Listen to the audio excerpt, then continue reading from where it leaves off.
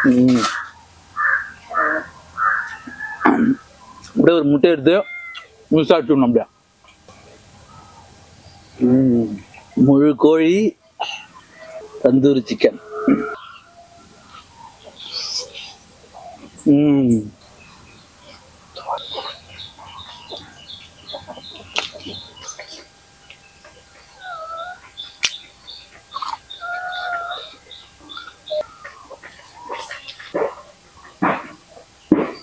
சாப்பிட்டு முடிச்சதுக்கு அப்புறம்